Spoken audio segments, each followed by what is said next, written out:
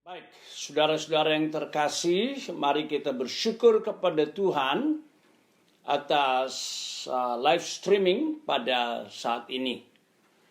Mari kita berdoa bersama-sama.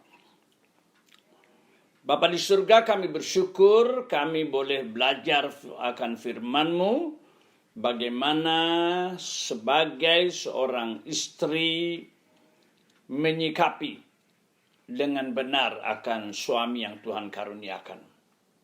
Sehingga keluarga kami menjadi keluarga yang harmonis.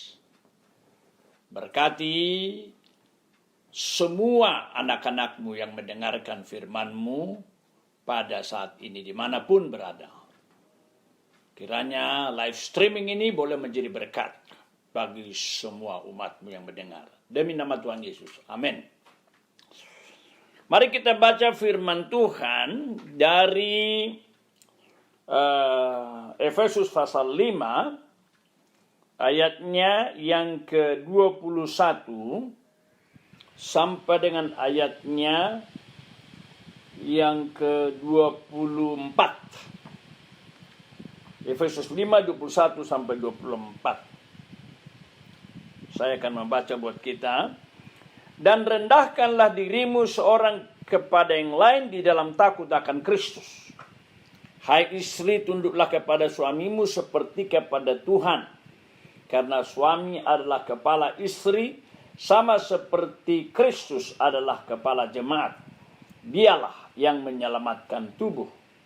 Karena itu, sebagaimana jemaat tunduk kepada Kristus, demikian jugalah istri kepada suami dalam segala sesuatu. Demikian bagian daripada istri kepada suami.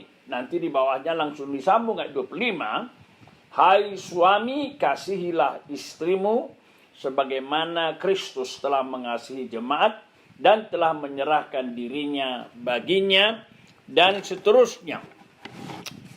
Saudara-saudaraku yang terkasih, kalau kita lihat firman Tuhan ini, maka kata kunci bagi istri terhadap suaminya adalah tunduk.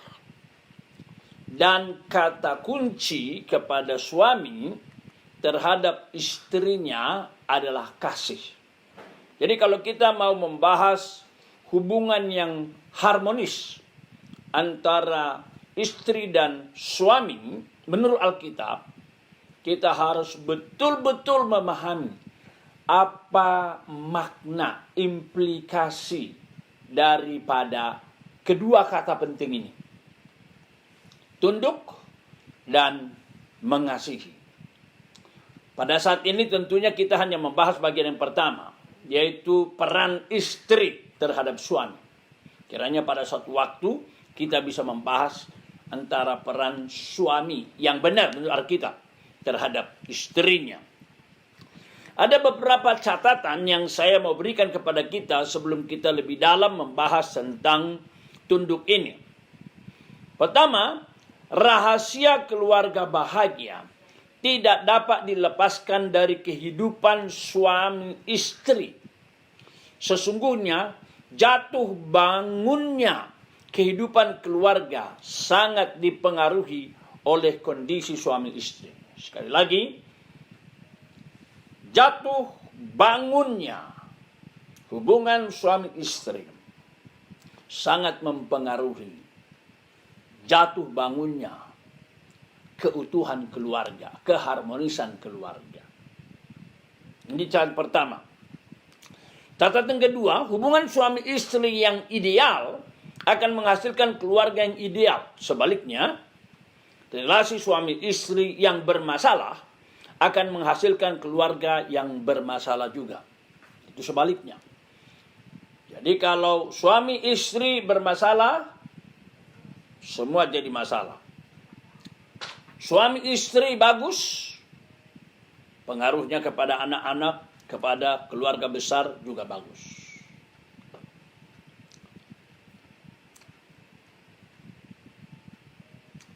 Karena itu, sebelum kita membahas dua kata penting yang menjadi tema pembahasan, mari kita perhatikan ayat 21 tadi. Rendahkanlah dirimu seorang akan yang lain di dalam takut akan Kristus. Demikian firman Tuhan. Rendahkanlah dirimu seorang kepada yang lain di dalam takut akan Kristus. Dalam ayat terjemahan Lembaga Alkitab Indonesia, sayang, ayat 21 ini dipisahkan dengan ayat 22. Jadi ayat 21 ditutup, lalu dimulai dengan ayatnya yang ke-22. Itu yang kita baca tadi. Lalu, hai istri, tunduklah kepada suamimu. Padahal yang benar itu, ayat 22 itu harus masuk ke ayat 21. Atau ayat 21 harus turun ke ayat 22. Karena apa? Ini yang saya sebut dengan keluarga yang berpusatkan Kristus. Rendahkanlah dirimu seorang kepada yang lain dalam takut akan Kristus. Suami berelasi dengan Kristus, istri berelasi dengan Kristus, anak-anak berelasi dengan Kristus. Demikianlah nanti berakibat dengan satu dengan yang lain dalam anggota keluarga tersebut. Dengan perkataan lain, setiap anggota keluarga, khususnya suami dan istri, harus memiliki relasi yang benar dengan Kristus. Relasi yang benar. Tidak boleh hanya bapak, nggak boleh hanya mama, nggak boleh. Bapak juga, mama juga, anak-anak juga. Semua perintah yang muncul kemudian pada ayat-ayat yang kita baca, baik untuk bagian istri, baik untuk bagian hai bapak-bapak, suami, bapak, anak, bahkan tuan dan hamba di bawahnya, itu semua acuannya adalah dalam relasi kepada Kristus. Hal ini sejalan dengan seruan Nabi Yosua. Di dalam perjanjian lama, ayat yang terkenal Yosua 24 ayat 15b, tetapi aku dan seisi rumahku akan beribadah kepada Yahweh. Tetapi aku dan seisi rumahku akan beribadah kepada Allah, kepada Tuhan. Jadi semua beribadah, semua berelasi. Masalah-masalah yang terjadi di dalam keluarga sangat banyak diakibatkan oleh kenyataan negatif. Karena tidak sesuai dengan ajaran kitab suci. Jadi sangat jelas, membangun keluarga bahagia harus memiliki fondasi yang kuat, yaitu masing-masing anggota keluarga berpusat kepada Kristus, atau masing-masing anggota keluarga memiliki iman dan ketaatan kepada Tuhan Yesus. Barangkali ada yang bertanya, apakah itu berarti bahwa jika suami atau istri sudah di dalam Tuhan, hidup baru, mengalami Roh Kudus, pasti menjalin hubungan suami istri yang harmonis dan indah? Apakah pasti demikian? Kita harapkan begitu. Kita harapkan begitu. Ya tentu ada kemungkinan tetap pengecualian. Tapi pada umumnya begitulah. Suami yang dewasa dalam Tuhan bisa berelasi dengan benar kepada istri dan anaknya. Demikian juga istri, demikian juga anak. Ya bisa tidak juga kita lihat mungkin di tempat tertentu, ya. Apalagi kalau dia sudah hidup baru tapi nggak sungguh sedewasa. Tapi kalau sudah dewasa, memiliki kedewasaan rohani, maka saya sangat yakin dua kata penting ini akan menjadi milik mereka dan mereka akan terus diilhami bersyukur bahwa mereka bisa menaati perintah Tuhannya. Istri tunduk kepada suami dan suami kasihi istri. Karena pada ujungnya kita bukan bertanggung jawab kepada istri kita atau kepada suami kita. Kepada Tuhan yang punya perintah ini. Baik, itulah yang mau kita bahas sekarang. Bagian pertama ini, sekarang kita bahas soal tunduk. Hai istri, tunduklah kepada suamimu. Dalam terjemahan Yunani kata istri di sini jamak. Jadi seruan ini berlaku untuk semua istri. Hai istri-istri, gunaikes. Jadi semua istri yang betul-betul berlandaskan Alkitab harus tunduk kepada suaminya. Itu pengajaran Alkitab. Ini perintah kudus dan ini merupakan rahasia hidup harmonis. Istri yang benar adalah yang menaati firman Tuhan ini. Menaatinya dengan sukarela, bukan terpaksa, apalagi berontak. Kata tunduklah, yaitu hupotasso, atau di bagian ini hupotasso menoim, ini juga ditemukan dalam ayat-ayat lain. Misalnya Kolose 3 ayat 18, jadi bukan hanya di Efesus. Hai istri-istri, tunduklah kepada suamimu sebagaimana seharusnya dalam Tuhan. Demikian juga bisa kita lihat dalam tulisan Rasul Petrus, 1 Petrus 3 ayat 1. Kata yang sama digunakan. Saya baca, hai istri-istri, tunduklah kepada suamimu. Hupotasso juga. Supaya jika ada di antara mereka yang tidak taat kepada firman, mereka juga tanpa perkataan dimenangkan oleh kelakuan istrinya.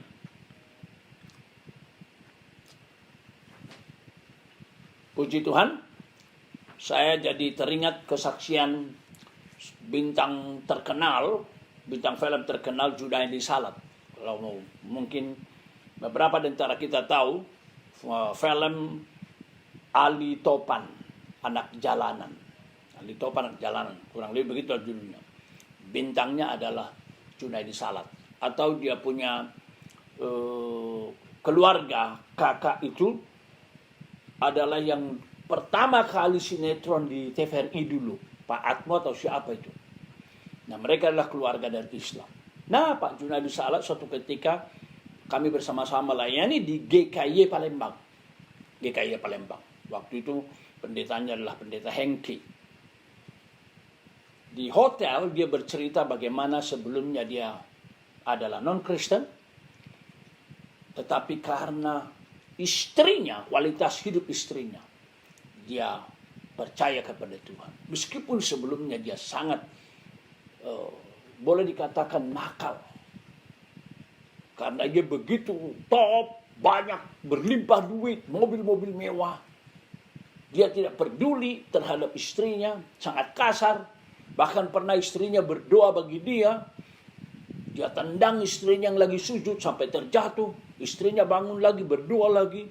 Dia tendang lagi, seperti itulah. Tapi rupanya justru seperti kata firman Tuhan ini, kelakuan istrinya yang bagus itu membawa kepada Junaidi Salat, kepada pertobatan.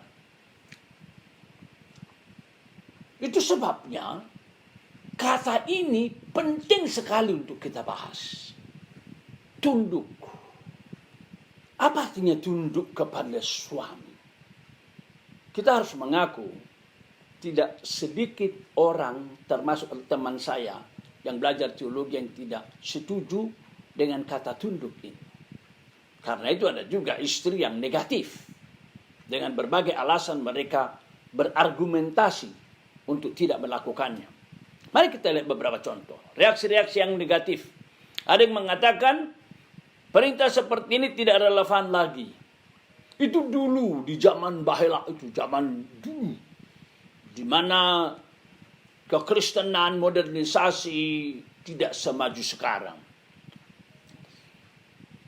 Jika kita taati perintah Alkitab ini sekarang katanya, ini dapat melegalkan kesewenang-wenangan suami kepada istri. Tunduk kepada suami. Tidakkah ini mengajarkan sikap otoriter, sewenang-wenang suami kepada istrinya? Karena itu, no way, kata mereka. Ada juga keberatan akan adanya diskriminasi wanita yang mengarah kepada perbudakan. Ini kekhawatiran. Dan katanya bisa terwujud juga seperti itu dalam faktanya. Jika harus dilakukan, perintah ini katanya, itu menuntut sebuah persyaratan dan pembatasan. Apa maksudnya? Oke, karena ini sudah tertulis dalam Alkitab. Kita tunduk kepada suami asalkan, nah ini mesti ada asalkannya. Nah, apa asalkannya? Bagaimana menurut ibu-ibu sekalian? Setuju ada pembatasan? Setuju ada persyaratan? Atau you take it as it is written? And of course you have to understand what does it mean. Ya. Ambil itu seperti itu, tapi pahami dengan benar. Nah, kita sebagai anak-anak Tuhan tentu saja semangat kita adalah bagaimanapun sulitnya kita anggap firman Tuhan itu, kita tetap melakukannya sejauh itu firman Tuhan. Pasti di balik sesuatu yang kita belum ngerti, berkat ada di sana. Terus terang, ibu-ibu, itulah prinsip saya, prinsip istri, prinsip kami selama ini menjalani kehidupan. Bukan melakukan firman Tuhan sebatas masuk akal. Dalam kenyataannya ada banyak firman Tuhan belum sepenuhnya kita pahami, kita mengerti, tapi kita terima dengan iman. Demikian juga firman Tuhan ini.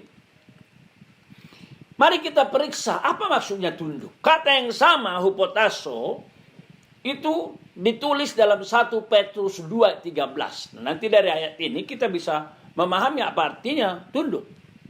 1 Petrus 2:13 berbunyi, tunduklah karena Allah kepada semua lembaga manusia, baik kepada raja sebagai pemegang kekuasaan yang tertinggi. Nah ini dia. Tunduklah karena Allah kepada semua lembaga manusia. Tunduklah kepada semua lembaga manusia. Tapi dikatakan motivasinya adalah Allah. Baik kepada raja, juga kepada pemimpin lain. Kalau dalam konteks kita sekarang, tunduk kepada Presiden Jokowi, tunduk kepada gugus tugas nasional COVID-19, sebagaimana diserukan oleh Pak Ahmad Yuryanto, kita tunduk. Nah, tunduk ini apa artinya? Ada batasannya kah? Demikian juga dalam 1 Petrus 2 ayat 18. Saya baca, hai kamu hamba-hamba. Ini sikap terhadap budak. Perintah terhadap budak. Tunduklah dengan penuh ketakutan kepada Tuhanmu. Bukan saja kepada yang baik dan peramah, tetapi juga kepada yang bengis. Nah, lihat ini. Tunduk. Nah, bagaimana budak tunduk kepada tuannya? Kata yang sama digunakan. Memang kekhawatiran tadi ada dasarnya. Apakah nanti ini tidak menjadikan suami beringas, otoriter, sewenang-wenang? Ya, kata yang sama digunakan di sini. Itu sebabnya kalau kita bahas kata perintah kepada suami, jelas. Kasihi istrimu. Jadi perintah kepada istri, tunduk kepada suami, perintah kepada suami, kasihi istrimu. Seperti apa tuntutan kasih itu? Kita bahas pada satu waktu. Bukan sekarang. Yakobus pasal 4 ayat 7. Satu lagi contoh. Karena itu tunduklah kepada Allah dan lawanlah iblis, maka ia lari daripadamu. Tunduk kepada Allah. Hupotasso juga. Jadi dengan kata yang sama yang kita baca tadi, baik antara rakyat kepada pemerintah, budak terhadap tuannya, dan juga ayat ini, umat terhadap Tuhan Allah, kita bisa menangkap apa sih maksudnya tunduk? Apa ada batasan? Kembali kepada Efesus pasal 5 yang kita baca tadi, di dalam ayat yang ke-22, di sini ada penjelasan, membuat dia makin jelas. Ayat yang ke-22. Hai istri-istri, tunduklah kepada suamimu seperti kepada Tuhan. Jadi kalau tadi kita baca Yakobus pasal 4, tunduklah kepada Tuhan, lawan setan. Nah, ketundukan kita kepada suami, kata yang sama digunakan, tunduk kepada Tuhan. Jadi tidak berlebih-lebihan jikalau istri memperlakukan suaminya begitu rupa sebagaimana dia juga begitu menghormati akan Tuhannya. Karena kata yang sama digunakan. Seperti kepada Tuhan. Garis bawahi seperti kepada Tuhan. Lalu ayat 24. Karena itu, sebagaimana jemaat tunduk kepada Kristus, sebagaimana jemaat tunduk kepada Kristus, demikian istri kepada suami. Nah, jelas? Sebagaimana jemaat tunduk kepada Tuhan Yesus. Makin kita menghayati ini, maka sikap yang sama, pengertian yang sama. Istri tunduk kepada suami. Dikatakan di sini, demikian juga istri tunduk kepada suami dalam segala sesuatu. Apakah ada persyaratan dan batasan yang diberikan?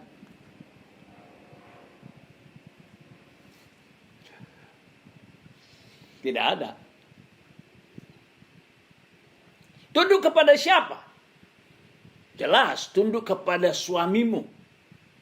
Dalam bahasa asli ini jamak ini. Jadi ini adalah perintah kepada semua istri untuk mengasihi suami masing-masing. Perhatikan penekanan kepada kepunyaan.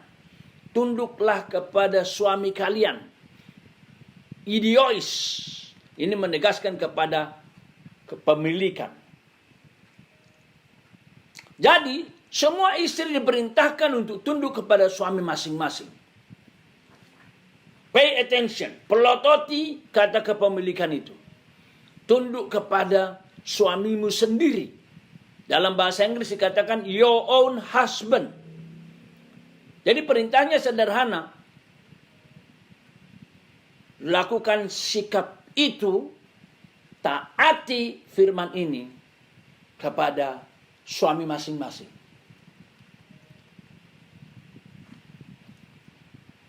Bagaimana jika suami rewel, menjengkelkan? Nah, ini pertanyaan yang kita perlu soroti lagi secara khusus. Bagaimana jika suami rewel? Bagaimana jika suami menjengkelkan? Menarik sekali, perhatikan ayat yang kita baca. Tidak ada catatan kaki di sana. Misalnya, tunduklah kepada suamimu kecuali jika dia rewel. Kecuali jika dia bawel. Kecuali jika dia bikin sebel. Rewel, bawel, sebel, itu bahasa LLL. Gak ada pengecualian. Dikatakan tadi, tunduklah kepada suamimu. Atau sebaliknya, jika tidak dikatakan, tunduklah kepada suamimu yang ideal. Suamimu yang baik. Suamimu yang pendidikannya lebih tinggi denganmu. Barangkali orang berkata, ya suamiku S3, aku S2. Suamiku S2, aku S1. Ya wajarlah aku tunduk. Tetapi aku S3, suamiku cuma S1. S1 pun enggak, masa aku tunduk? Barangkali begitu. Tapi tidak ada di sini dikatakan jikalau pendidikannya lebih tinggi. Atau jika suamimu latar belakang keluarganya lebih baik. Ya tentu dong aku tunduk kepada suami. Semua harta bendaku, rumahku, mobilku, semua dari suamiku, ya otomatis lah. Nah, yang dalam kenyataannya, semua milik kami, mobil kami, bahkan kadang-kadang bulanan kami dari keluarga istriku, masa dari keluarga istriku, dari keluarga istri maksudnya, masa saya malah tunduk? Nggak benar dong. Bisa didaftarkan macam-macam yang membuat kita menolak ini. Tapi sekali lagi mohon maaf, catatan kakinya tidak ada. Jikalau dia baik, jikalau dia pendidikannya lebih tinggi atau usianya lebih tinggi, sehingga kalau tidak maka boleh dia tunduk. Nggak ada. Bahkan kalau kita baca tadi di dalam 1 Petrus pasal 3 ayat 1 itu, yang terjadi malah perintah kepada istri tunduk. Padahal di situ dibaca suami itu tidak rohani, tidak baik. Nah ini di zaman 1 Petrus ditulis, kita tahu bahwa kehidupan kerohanian tidak boleh dikatakan ideal. Banyak yang tidak beres, begitulah. Dan itu rupanya yang dilihat oleh Rasul Petrus. Jadi bukan hanya Rasul Paulus mengatakan, Rasul Petrus juga. Mari kita baca 1 Petrus pasal 3, ayat 1 ke bawah. 1 Petrus pasal 3, ayat 1 ke bawah. Dikasih judulnya hidup bersama suami istri. Demikian juga kamu, hai istri-istri, tunduklah kepada suamimu, supaya jika ada di antara mereka yang tidak taat. Nah, perhatikan ini. Ada di antara mereka yang tidak taat. Berarti garis bawahi konteksnya di sini adalah suami tidak taat. Maka barangkali cepat datang ke pikiran kalau dia tidak taat, nggak benar. Kita lawan, tidak perlu tunduk. Ayat tidak berlaku, tapi tidak. Tidak demikian. Sekali lagi demikian juga kamu, hai istri-istri, tunduklah kepada suamimu, supaya jika ada di antara mereka yang tidak taat kepada firman, mereka juga tanpa perkataan dimenangkan oleh kelakuan istrinya. Jika mereka melihat bagaimana murni dan salehnya hidup istri mereka itu. Perhiasanmu janganlah secara lahiriah, yaitu dengan mengepang-epang rambut, memakai perhiasan emas, atau dengan mengenakan pakaian yang indah-indah, mahal-mahal. Tetapi perhiasanmu ialah manusia batinnya yang tersembunyi dengan perhiasan yang tidak binasa, yang berasal dari roh yang lemah lembut dan tenteram, yang sangat berharga di mata Allah. Sebab demikianlah caranya perempuan-perempuan kudus dahulu berdandan, yaitu perempuan yang menaruh pengharapannya kepada Allah. Mereka tunduk kepada suaminya. Dan ini teladan balik ke perjanjian lama. Sama seperti Sarah taat kepada Abram. Demikianlah dia menyebut dia tuannya. Jadi itu konteksnya tunduk di sini menurut Rasul Petrus. Jadi kita sudah melihat bagaimana kata tunduk ini dengan lebih detail. Ya. Bukan hanya bandingkannya dari kitab Efesus, tapi juga kita lihat kitab-kitab lain tadi. Dan kita juga melihat dalam konteksnya. Bahkan secara jelas sudah kita baca tadi. Dalam 1 Petrus pasal 3. Perintah tunduk diberikan kepada siapa? Benar. Kepada suami yang tidak taat kepada firman. Diperintahkan di sana supaya perhiasan-perhiasan rohani. Sangat ditekankan di sana kualitas istri yang sangat baik. Manusia batiniah yang tidak dikatakan di sana tersembunyi itu. Yang istilahnya tidak show off. Pura-pura baik di luar, bukan. Tetapi genuine spiritual life. Kehidupan rohani yang bagus. Itu yang saya sebut tadi. Ketika Junaidi Salat menceritakan tentang pertobatannya, saya sebut tadi, ketika satu ketika Pak Junaidi Salat sudah siap berangkat kerja, dia panggil istrinya, ternyata istrinya di kamar, dia lihat istrinya lagi berdoa, dia teriak, istrinya masih berdoa, akhirnya ditendang istrinya. Dan itu terjadi rupanya berkali-kali. Sampai suatu ketika di pagi hari, ketika dia mengulangi tindakan itu, menurut kesaksian Junaidi Salat, dia tendang, jatuh, berdoa lagi, istrinya bagi Junaidi Salat yang belum beriman, sukses secara duniawi, akhirnya jadi hidup dalam kedagingan. Jadi bukan hanya rewel, bawel, tapi jahat. Ketika Junaidi Salat gak sabaran menunggu istrinya yang berdoa, sudah ditendangnya berapa kali, akhirnya dia pergi. Ketika dia hidupkan starter mobilnya, Tuhan seperti bicara melalui otaknya dia. Dengan jelas dia berkata, dia mengatakan, saya tidak berani menggunakan kata, ada suara begitu, tapi dia mengatakan begitu memang. Betapa jahatnya kau Junaidi. Istrimu berdoa untukmu. Kamu begitu jahat. Kau tahu hidupmu tiap hari apa yang kau lakukan. Kamu tahu bagaimana kamu hidup dalam dunia malam. Tapi bagaimana istrimu setia di rumah, merawat keluargamu, anak-anakmu. Jadi akhirnya sambil dia nyetir, dia seperti mau melawan suara itu. Dia mau menolak suara itu, tapi suara itu makin keras. Kau jahat, kamu tidak benar. Kamu tidak sepatutnya melakukan itu. Lihatlah istrimu yang begitu rupa, begitu baik, setia melayanimu. Dan itu membuat akhirnya seharian Julia Silat bergumul di luar. Dan ketika dia pulang ke rumah, dia mengalami perlahan-lahan perubahan. Sampai akhirnya kemudian dia bertobat. Itulah sebabnya dia bersaksi kemana-mana. Dan ketika itu saya dan dia, kami melayani di GKI Palembang sebagaimana saya katakan itu. Bagaimana konkretnya istri yang tunduk kepada suami? Secara positif saya lihat, konkretnya ya menghormati. Hormati suamimu, hargai dan kagumi, suka memuji suami, suka melayani suami, serta memiliki komitmen. Kalau saya amati, sepanjang saya mempelajari firman Tuhan ini, dan mengujinya di laboratorium kehidupan rohani, saya melihat keluarga-keluarga yang dekat dengan perintah ini. Memang seperti inilah sikap mereka kepada suaminya. Istri yang tunduk kepada suaminya, mereka menghormati, mereka menghargai dan kagum kepada suaminya. Mereka memuji suaminya. Mereka suka melayani suaminya.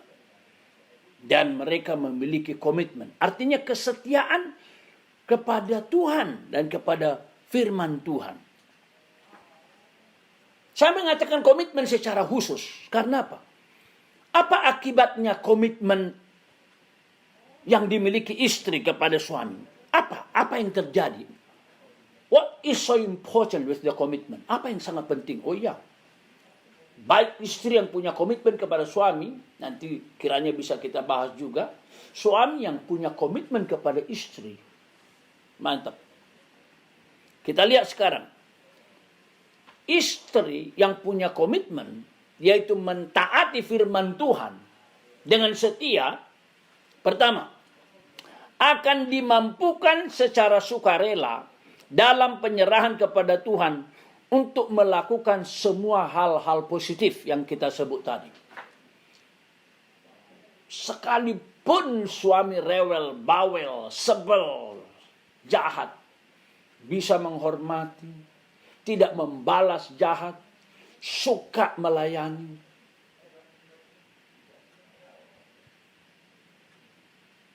Kelihatan ini mustahil? Enggak, itu yang kita lihat. Itu yang dikatakan oleh Bapak Junaidi Salat tadi. Bahkan perhatikan, tanpa perkataan, manusia batin yang tersembunyi. Di pihak lain saya teringat, kira-kira 5-6 tahun lalu, kira-kira jam 1 pagi dini hari, kami dibangunkan oleh tetangga. Ternyata putrinya sudah nangis-nangis karena melihat papi dan maminya berantem. Umur kira-kira 70 tahun keduanya. Berselisih mungkin 1-2 tahun suami istri. Waktu kami pergi ke rumahnya, ternyata papanya sudah di luar rumah, mamanya ribut di dalam rumah. Berjam-jam kita mencoba mendamaikan. Satu kalimat yang masih saya ingat di pagi hari, dini hari saya berkata, Bapak, Ibu, terlambat memahami firman Tuhan ini. Khususnya kepada ibu saya berkata, Ibu rajin ke gereja. Ibu rajin ikut paduan suara. Tetapi lihat ini, 1 Petrus 3 yang gak cocok sama ibu. Ibu justru karena kebanyakan kata-kata, suami tidak tahan. Dia protes. Bahkan dia berkata apa? Lebih bagus cerai. Tidak kuat mendengarkan kalimat-kalimatnya. Nah ini kita lihat di sini. Jadi bukan karena banyaknya kalimat-kalimat istri, maka suami berubah. Saya selalu mengatakan hati-hati mengeluarkan kalimat. Dan akibatnya apa? Melalui kalimat itu, ibu bekerja sama dengan setan. Menyakiti, menusuk, mengusir suami. Bukannya makin bagus. Maka itu dikatakan oleh firman Tuhan, tanpa perkataan, tapi kualitas rohani muncul. Nah, dengan komitmen akan dimampukan secara sukarela melakukan hal-hal positif. Yang kedua, dengan komitmen istri kepada suami yang rewel, bawel, sebel, ya, tidak adil mungkin, maka dia secara negatif tidak mampu, tidak mau melihat kelemahan suami. Dia akan cenderung lupakan aja itu. Sebaliknya dia suka menggarisbawahi, membicarakan hal-hal positif suami. Hal-hal negatif dia lupakan. Ya memang firman Tuhan ada yang berkata demikian. Kasih menutupi segala kelemahan. Nah, apa yang terjadi kalau kita tumpuk hal-hal negatif dalam pikiran kita kepada suami kita? Otomatis kebencian, muak. Tetapi apa yang terjadi kalau langsung kita buang? Ibarat sampah-sampah di rumah kita yang dikumpul tiap hari. Tiap hari kita buang, kita bakar. Tiap hari kita buang, kita bakar. Tidak masalah. Jangan disimpan jadi busuk, ulat-ulat muncul. Akibat komitmen tidak mampu melihat kelemahan suami, tidak suka menunjuk jari kepada suami, tidak suka menunjuk jari, tidak suka merendahkan suami, apalagi di hadapan teman-temannya. Tidak mau melakukan itu. Kalau ada sesuatu yang terpaksa harus dikatakan, dia akan mengatakan itu di luar empat mata, kira-kira begitu. Sebaliknya, dia tidak senang jika suaminya dijelekkan. Seringkali begitu. Suami memang jelek, tapi dia tidak mau melihat dan juga tidak senang. Seolah-olah dia mengatakan, kalau suamiku jelek, biarlah aku dengan Tuhanku bergumul akan hal itu. Itulah komitmen. Dan kalau komitmen istri kuat, sebagaimana saya katakan tadi, maka istri yang baik akan mencari tahu mengapa muncul kelemahan suami tersebut. Mengapa? Saya tulis beberapa hal praktis. Pertama, istri yang baik akan berusaha memahaminya. Mengapa hal terjadi? Apakah karena ada masalah di kantor? Apakah karena ada masalah di pekerjaan? Atau relasi dengan pimpinan? Atau dengan bawahan? Jika ya, sekiranya memang ada masalah di kantor dengan pimpinan atau teman atau bawahan, apakah saya sebagai istri siap menjadi penyaluran emosi sesaat? Ini secara psikologi, manusia itu makhluk emosional. Yang namanya emosi harus dilepaskan. Nah, kalau dilepaskan kepada pimpinan, mungkin jadi masalah besar. Tetapi harus dilepaskan. Apalagi dengan nyetir sendiri pulang ke rumah. Mungkin lalu lintas membuat masalah, emosi lebih jelek lagi. Sehingga ketemu dengan istri dibentak, emosi keluar. Tetapi istri yang berkomitmen, dia akan bisa mentoleransi itu, berusaha memahaminya. Mungkin dia akan berkata, papa istirahat dulu, habis istirahat nanti dilayani, emosi lebih baik, lebih stabil. Yang kedua, mencoba memahami apakah ini berhubungan dengan kedagingan. Adakah dosa? Adakah will wanita idaman lainnya, intim lainnya? Coba dipahami itu, dicari tahu. Bagaimana kualitas kerohanian, kedewasaan suami Anda? Kalau KTP ya hasilnya KTP. Nah kalau baik, hasilnya ya baik. Kalau suamimu dewasa, maka tentu hasilnya juga dewasa. Suami yang dewasa akan mampu secara kreatif setia melakukan firman Tuhan. Tidak harus dipelototi oleh istrinya sehingga dia melakukan hal-hal yang baik dan menyenangkan dan menghindari hal-hal yang tidak baik. Karena dia sudah dewasa. Itulah sebabnya penting mendoakan dan membawa suami kepada kedewasaan. Roma pasal 8 berkata, mereka yang hidup dalam daging memikirkan hal-hal yang dari daging. Mereka yang hidup dalam daging tidak mungkin berkenan kepada Allah. Itulah sebabnya tadi kita baca Efesus pasal 5. Pertama kali saya berkata 21 itu, dikatakan di sana, rendahkanlah dirimu seorang kepada yang lain dalam takut akan Kristus. Jadi acuannya Kristus. Sejauh mana istri dan suami berelasi secara hidup dan dewasa, maka sejauh itulah nanti dia melakukan dua kata penting itu. Istri tunduk kepada suami secara kreatif, secara baik, terus menerus sampai seumur hidup. Demikian juga suami mengasihi istri. Nah, sekiranya benar itu terjadi karena kedagingan, ada will, bagaimana Anda meresponinya? Nah, ini pun sama juga. Kalau Anda adalah istri yang dewasa, Anda bisa mentoleransi itu. Tetapi kalau Anda adalah istri yang juga hidup dalam kedagingan, nanti ada balas dendam. Emangnya cuma lu yang bisa begitu? Gua juga bisa. Ya, kiranya apa yang kita bahas pada saat ini benar-benar menolong ibu-ibu semua untuk hidup sesuai dengan firman Tuhan. Karena itu melalui apa yang ibu tabur, suami berubah. Hidup makin harmonis. Nama Tuhan dipermuliakan. Baik, mari kita berdoa. Bapa di dalam surga, kami bersyukur dapat merenungkan akan firman-Mu yang sangat penting dalam kehidupan para istri. Hamba-Mu berdoa, biarlah Roh Kudus memberkati anak-anak-Mu yang mendengarkan firman ini, melipat gandakan kebenarannya, sehingga banyak istri yang hidupnya diubahkan, menyikapi dengan semakin sempurna bagaimana istri yang ideal, yang benar kepada suaminya. Sehingga dihasilkanlah keluarga yang sangat harmonis bagi kemuliaan nama Tuhan dan kebahagiaan anak-anak dan keluarga. Dengar dan sempurnakan doa kami.